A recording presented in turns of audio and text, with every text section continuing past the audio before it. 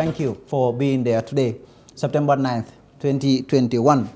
On this show today, President Adama Barrow addresses members of the National Assembly. We have a report for you on that, but also SRFAL has been responding to critics. My guest today will be Ebrima Sorie. We will be speaking on his return. Well, he left NPP in dramatic circumstances, formed his own party, Gambia Jamaa Party, but he scrapped that plan now and has returned to the NPP. He will be my guest today. Before that, let's get into the newspapers. The Standard rebuts Rambo Mambanyik's false claims. After the publication of our headline story yesterday, that is the Standard, Jammeh's return not part of agreement with APRC. Usman Rambo Jatta, deputy leader of the APRC, went on Star TV or Star FM disparaging our story as false. Jatta claimed Mambanyik Njai, the administrative secretary of the NPP, who was quoted by this paper as the author of the statement, disputed making the statement to the Standard. Jatta claimed the Standard is anti-APRC and concocted the article to sell its paper. Later in the day, Mr. Jatta appeared in a video interview at the NPP headquarters, or Mr. Njai rather, NPP headquarters, saying the Standard misreported his statement. Reacting to this, the editor of the Standard, Lamin Cham, said, "Our story is 100% true. We faithfully reported what Mambanyik stated. In fact, we have him on record." So that is the Standard's rebuttal there to Mambanyik Njai and Usman Rambo Jatta. Ex-mayor says SRFAL should be arrested.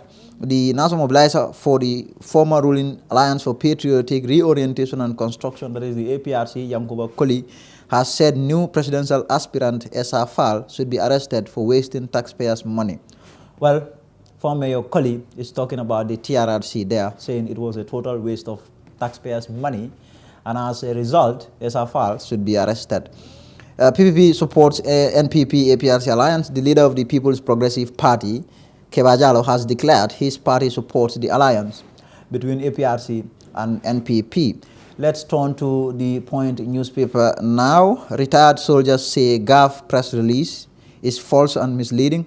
Retired soldiers of intake 30 who are currently demanding their unpaid allowances from the Gambia Armed Forces have described the press release from the Army, claiming that 80% of the Army retirees of the affected soldiers have been paid their benefits as false and totally misleading there. IEC sets dates for nominations orders according to a statement from the Independent Electoral Commission, acting under Section 47 of the Constitution and 42(1) of the Elections Act. Political parties or Electoral Commission will receive nomination of their candidates for the election from 30th of October 2021 to 5th November 2021 between 8 a.m. and 4 p.m. at the IEC headquarters along Battle Harding Highway.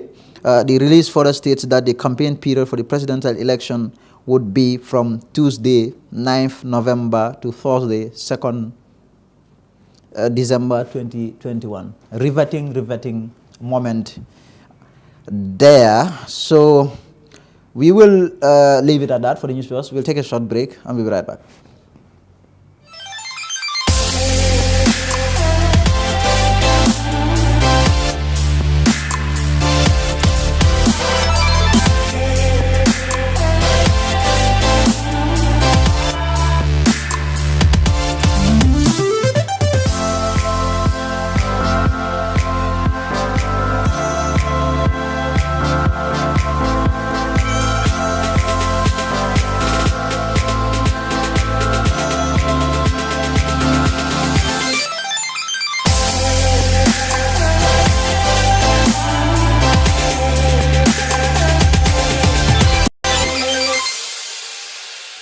Now, President Adama Barrow was at Parliament where he delivered an address to members of the National Assembly. More in this report. The President's address on Thursday centered on 21 key sectors, among them justice, health, education, the economy, and infrastructure. Economic growth in the Gambia has been impressive since 2017, with real GDP averaging 6% up to 2019. In 2020, growth was projected at 6.5%. But the pandemic outbreak compelled a revised GDP estimate of minus 1.5%. President Barrow is bound by law to appear before MPs once every year to address them on the development plans and policies of his government. In the area of transport, works and infrastructure, the president said impressive results have been registered despite the pandemic. Despite the COVID-19 pandemic, the transport, works and infrastructure sector registered impressive results. By the end of 2020, government had achieved 100% completion of the 818-kilometer primary road network set in the NDP. This covers the north and south banks of the country. In addition to a paved distance of 650 kilometers also completed 120 kilometers of the Lamin-Koto-Pasamas road and the 48-kilometer road from Basse to Koyen. Complementing the Lamin-Koto-Pasamas road is a secondary paved road of 13 kilometers connecting Yerobawol to Basse. An other link to the Lamin-Koto-Pasamas road is an 18-kilometer paved distance from Kellen Johnson to Bustown. Added to the network of the Lamin-Koto-Pasamas project are two gravel feeder roads of about 20 kilometers. These comprise the Sare-Teneng-Sarengai road link and the Nyakoi-Mbaikunda-Dasilame link. With the primary road network completed, the sector is engaging in constructing secondary and tertiary road links and bridges. Along the new Basse-Koina road, two new bridges at the Chamoy and Suduwol, 25 meters and 32 meters long respectively, have been completed this year. In Basse, a 250-meter bridge and an other 170-meter bridge in Fatoto have been completed. This $82 million project was financed through a grant from the government of the People's Republic of China. Justice is another critical area that the country's development is dependent upon. The president says his government will not waver in upholding the principles of good governance, rule of law, and respect for human rights. My administration will never waver in upholding the principles of good governance, democracy, the rule of law, and respect for human rights. In this respect, with support from the UNDP, the Ministry of Justice succeeded in developing a strategic plan 2021-2025 and revised the 2013 Sexual Offences Act, the 1994 Evidence Act, and the 2016 Legal Practitioners Act. In the same vein, the legislative reforms and transitional justice process commenced in 2017 resulted in the presentation of various bills to this August Assembly. These range from matters of crime, human rights, and freedom to amendments of discriminatory laws against women. We hope to have all pending bills enacted and implemented eventually. As disclosed earlier, consultation and dialogue are continuing to build consensus on a revised draft constitution. My government will provide support to this to happen amicably. The health sector is perhaps the most important. The COVID pandemic is ripping through the world. The president explains how his government went about managing the pandemic. Focusing on the pandemic, the government has sourced essential supplies and encouraged local production to meet part of the country's demand for them. As of now, my administration and our development partners have committed over $200 million on medical and non-medical supplies. As a result, the health sector was able to secure substantial face masks, gowns, goggles, IPC materials, ventilators, and other vital equipment for use countrywide, Madam Speaker. Ndemban Clinic and the Sanatorium now operate as treatment centers for people infected by the coronavirus. 3 other treatment centers, Esew, Soma, and Bansan, are in use. and the construction of 8 others in various parts of the country have started. These projects were supported mainly by the United Nations agencies. The Gambia received its first batch of COVAX vaccines in record time, and the vaccination campaign has been a success. The Johnson & Johnson vaccine donated by the government of the United States is now being administered successfully across the country. MPs will now on Monday converge to debate on the president's speech.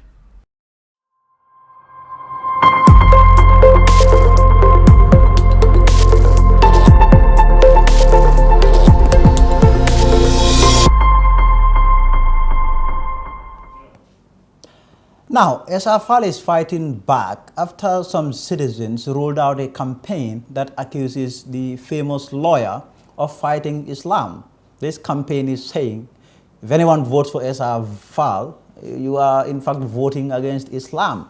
And one person who really endorsed the campaign is Mamadou Sabali. He's been writing since yesterday saying he's not going to withdraw. If anything, he's only going to double down on his view that ESA doesn't like religion. So yesterday there was a big meeting ESA held in Jamanjeli, and he had this response, as Matisengo reports. SRFAL has insisted the Gambia needs people who can treat others with respect and dignity amid a campaign of calumny against him. In Gambia, what we need for leadership is people who behave in a civilized manner. Gambia Bangkok.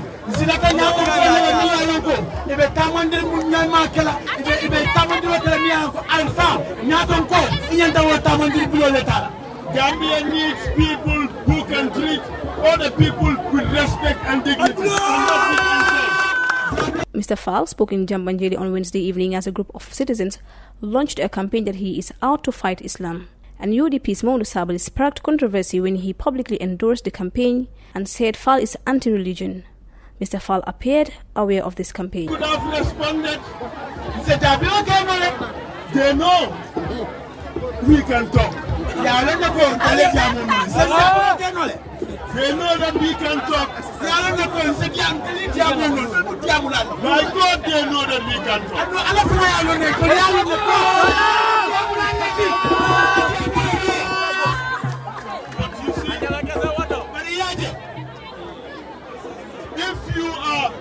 if you are kicked by a donkey and you kick that donkey back, you are both donkeys. ESA's meeting in Jambanjeli attracted many people. TFN News Review, Mate Senghor. TAF Africa Global presents the new Tulip Gardens. TAF Tulip Gardens is set to comprise service plots in sizes ranging from 220 to 570 meters square. Deposit as low as $83,600 is only an 18-month interest-free payment plan with only 20% deposit on the service plots. Please contact 376-2333 or 776-2333. Tough. Interesting comment there by SRFAL. He is saying that if a donkey kicks you and you retaliate, you are also a donkey. That is SRFAL there responding to some of those people there who are saying he is anti-Islam. I am now joined by my guest for today's show, Ebrima Sorie. He was a member of the National People's Party. He left the party, formed his own party, Gambia Jama Party, and then all of a sudden he went back to NPP. Mr. Ba, thank you. Thank you for appearing on my show once again. Thank you very much, Jai. As usual, thank you so much. This time, differently though. The last time you were here, right, you had your own political party. Right. You don't have that anymore. You are back in NPP. Really? I mean, how do you explain that? I find that really, really interesting. Yeah. Well, interesting, of course. It's about politics. For me, it's never difficult to explain that. I mean, you have been following the events. You have been following the events that followed that. My coming back to the NPP, the transformation of my party into Ebrima Sorie Fans Club for NPP, as you rightly introduced. And you saw me went round the country, the length and breadth of the country on a sensitization tour of the reconciliation with the NPP and President Barrow. So obviously, depending on the question or the following or follow-up questions that you may pose, but how do I explain that? It's naturally that a reconciliation took place, and I, as a result of my satisfaction and reassurance of some of the points that I held. Now, you look at some of the comments you made when you left NPP. When last time you were on my show, you said you regretted supporting the president.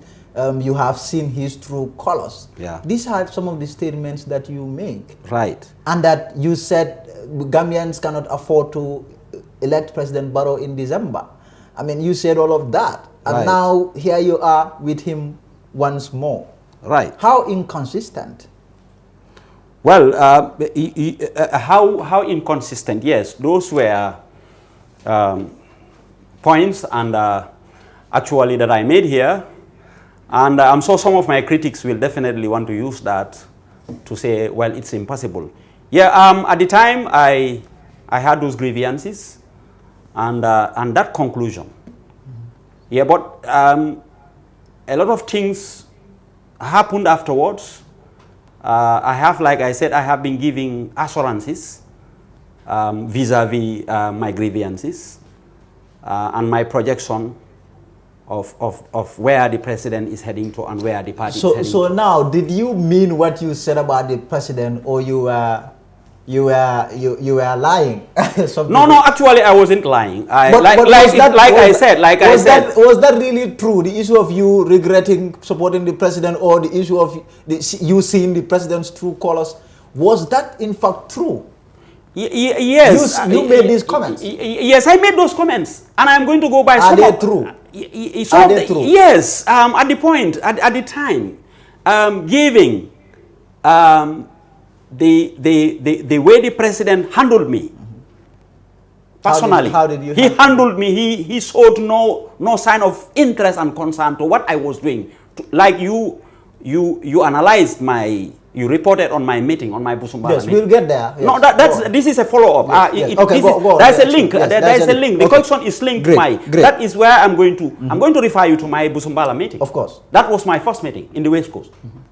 I said the president, my problem, my grievance, my main grievance is where the president has not really paid heed to my efforts. The president did not help me to help him, make sure that he has the legacy I envisage, to make sure that the party wins, and to make sure that in addition to order. When you say the president should help you, for you to be able to help him, what do you really mean? What I meant was that the president was not. I had infights in the party. The president. Who was fighting you? No, I'm not going to mention anybody here. If somebody leaves a party that he was a sole founder of, that I was a bona fide founder member of the NPP. I was part of the founder members of the NPP. And you saw what I did for the party. We think that 1 year that I was there as an executive. So if I had my grievances and my problems and the president did not do anything about them, I would say that he did not help me to help. Because it's all about the president. It was in the party, not the Gambia for 5 years, but in the party, in his political party. We were there to help him succeed and also make sure that he has a legacy. So it was all about that. Now, I had constraints in ensuring that, and the president paid a deaf ear to all that. Who brought you back into the party? Well, you heard about it in my meetings, and 4 executive members of the party and some advisors. I would be very grateful. When they came to you, what did they tell you? Let me come. I would be very grateful to Honorable Sekumbalo, who initiated the dialogue and the negotiations. For you to return to the party? Yes, of course. And Honorable Mamadou Bari, the assistant, the deputy treasurer of the party. Honorable Tamsir An. And Honorable Lamin Sedi. Some members of the president's family and my family. When they came to you, what did they tell you? Well, they said we should reconcile. And I put down my conditions. And I still went by my, some of my principles dictated that I tell them what happened. Like I told you, like I said. You saw my Busumbala meeting was very, very, very tough. It was very harsh. Yeah, it was a harsh meeting. It was a harsh meeting. That was I brought bullet points. Your case is quite interesting. Certainly. Here you are.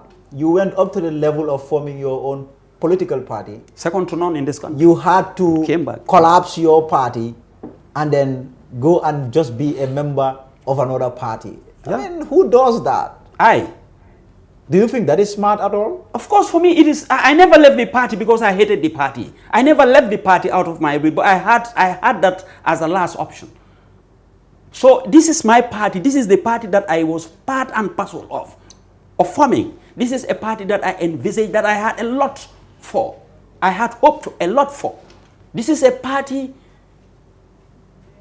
of the guy, the president of the republic, who sat on social media and referred to me as his childhood friend. Even his last interview, he made reference of our primary three, having sat in the same table from primary 3 to 6. Now this is a president. So why would I not love to be in that party and help that president, that my childhood friend? One claim you made is that you have newcomers, people who joined the party newly, hijacking the party from the original members or founders. This is what you said, and I only heard that from you. I didn't hear that from other founder members of the party. Only you. In fact, that was tough, though. Some of them took me to task, and that was in that did not go down well to them and to others, and it was also misinterpreted and blown out of proportion.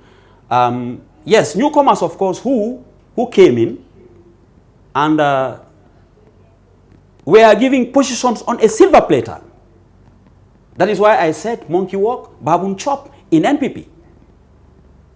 Is that still there? The issue of monkey walking and baboon eating, is that still in your party? I think it's being remedied. I think as we speak, there is I think the president and genuine members of the party are looking into this. I think they are trying to, meetings have taken place within the party to make sure that some of these things are really taken care of, to make sure that such revelations do not come, because as a result of these are issues that are serious issues of concern, of mutual concern. So I think these are some of the reasons why I left the party. These are some of the reasons why I left the party. And not only me, you have potential people who really fought for this party and were left out in the predicament, who were left out of the executive. That became an issue for me. I strongly believe, my conviction is in politics, in Gambian politics and world politics, is the truth. Now let me ask you this: the issue of your salary was also a problem. You said your salary was blocked. Yeah, in fact, that you misreported, and that this is the best point. The best play. I called you and and told you that you misreported. You said Ila's salary ka kuntu. No, I did not say that. That is what you said in the video. I have the video. What did you say? I said that your salary was being blocked. I said it was being blocked. They stopped paying. That was wasn't the paid. kuntu has two meaning in Mandinka. But I did not say every month. You said every month. No, that is kuntu to cut a part of, to remove or take a part of. That is that one, and there is another kuntu means to stop, to cease, to put a stop. Let me clarify that it was blocked. It was not paid. Who blocked it? No, the guy that does the payment. I'm not going to mention any name in my program. So but I said this all of that to you. Yeah, they did all that to me.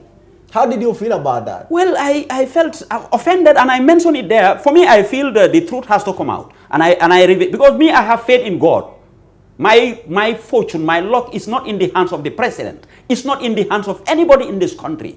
I have faith in God, and I have always looked up to Allah for my sustenance. So when it comes to telling you the truth, even the president, I tell you the truth as it is. I don't have anything, I don't maslaha that. I said it in the meeting, and in my meetings, I was taken to task for that. But I feel that was right. But that has nothing to do with my support, my renewed support for the president and the party. It has nothing to do with that. If anything, it has boosted my morale. Now, my conviction for supporting the president to make sure that the president succeeds on the 4th December presidential election with a landslide victory. That is what I am working towards. That is what my fans club has been working towards. In fact, that was going to be my question. You rejoining the party, what are you bringing to NPP that should make the party really appreciate? But you saw they saw my meetings. You saw my meeting. You saw plenty of people. You saw a lot of people came. Some of those people, potential people. No. Let me land. Your questions upon questions, so counter questions confuses me. When I went to each time I want to make a strong point, you cut me. Sorry about that. Please. I like that. That is something I liked a lot. That I sought the party and the president and my detractors, my strength. I sat in the combos, took my phone and called people and programmed them to meetings. The only radio announcement I made was Basse. Yes. So I brought 1,200 people in CRR South. I brought them there. You saw that crowd. They came under the rains. We were online. We were live in Taifa. We were on Facebook Live. Honorable Sekumbalo was there. He addressed them. They came out under the rains. So a lot of them. In fact, the lady president there, Hajabai Tunkara, Hajabai Drame, told them that I brought her from the APRC to NPP. And a lot of other YI companies and youth leaders. I brought thousands of people to the NPP during the run-up to the formation of the party. How do you go about mobilizing these people? What is the secret? The secret is I worked with them in organizations, and I had long time contact with these people. I have been attached to the ordinary people, to the peasant farmers of this country in an organization called Fande Makafo. This is a farmer organization that I instituted in 1995 and had some projects from government and the international community, such as the World Bank, the European Union. I implemented these, and I had these farmers in this group, this farmer group, which was almost at the verge of registering as a local NGO. So I have a 25-year long experience and attachment to the farmers, more so the women folks. My last question. Yeah. Your party, NPP, just recently struck a merger deal with APRC.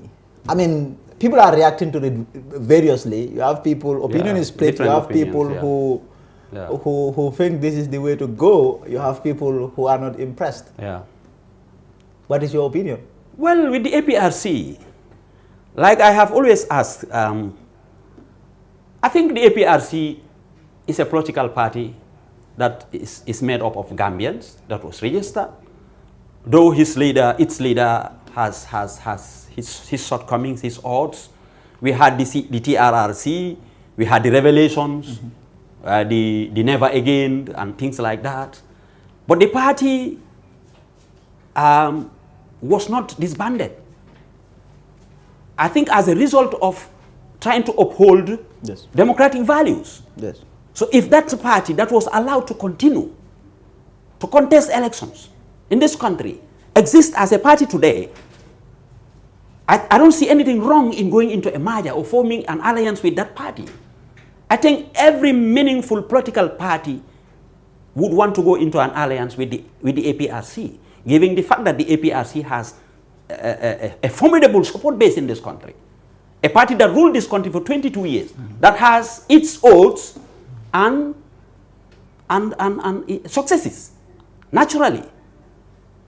No matter how bad that party's reputation may be, the party has successes and failings. So if you look at the records, if you take the Revelations at the TRRC per se, but if you also look at the impact, the positive impact the party had in terms of infrastructural development and the like, that will justify what I'm saying. So I am saying in short, as you have no time, as you have wasted all my time, yes, the party is a party that I believe the NPP has every right to go into an alliance with. yes. I don't think, for me, I don't think APRC is Yaya Jammeh. I can make a distinction between the party and President and ex-President Yaya Jammeh. Otherwise, why was the party not disbanded at the time? And let me ask, any political party in this country that would not want to go into a merger with that party, with a view to securing the presidency on 4th December. Who do you think will win? Well, that answer should be quite obvious. Obviously, the NPP. The NPP is winning. All hopes are high that the NPP is it the because NPP is winning. No. No. Actually, I said the reason why I wanted an alliance. I said why we needed. How do you call it? A formidable alliance against the NPP was because of the strength of the NPP. As an insider, having came from the NPP, having been a member, an executive of that party for 1 year, and having been a founder member of the party, I know the strength of the party. The strength of the party. And that the NPP is unstoppable for now. Looking at the grounds, the achievements of the party, looking at the support base, obviously one can conclude genuinely that the party is winning. So Ebrima, Sorie, thank you. Thank you very much for coming on my show. Thank you so appreciate much. it. Thank you so much. Thank you very much. Thank you. So that is Ebrima Sorie, member of the National People's Party. He was my guest today. Until next week, my name is Lamin Jai. Thank you. I always